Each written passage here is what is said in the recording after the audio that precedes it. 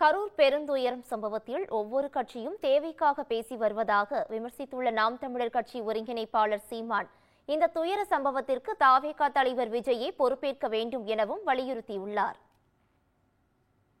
இந்த நிகழ்வு நடக்க போதா? அப்ப முதல் காரணி யாரு? நீங்க சொல்லுங்க ஐயா, சொல்லுங்க. நீங்க சொல்லுங்க, யாராவது சொல்லுங்க. முதல் காரணம் நான் வர்றதுனால தானே அது நடக்குது. அப்ப முதல் காரணம் யாரு? நான் தான்.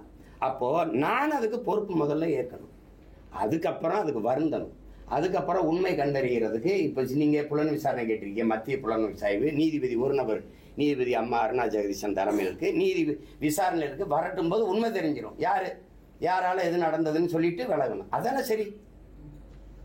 அப்ப யார்கிட்ட நீங்க என்ன என்ன நினைச்சுக்கிட்டு நீங்க எல்லாரும் பேசி தெரியுறிய? என்ன நினைச்சுக்கிட்டு இருக்கீங்க இங்க இருக்கிற எல்லா பயிலையும்? பிஜேபி இப்படி ஒண்ணுல ஆர்வம் காட்டியிருக்கா? இப்படி ஒண்ணுல ஆர்வம் காட்டிருக்கா?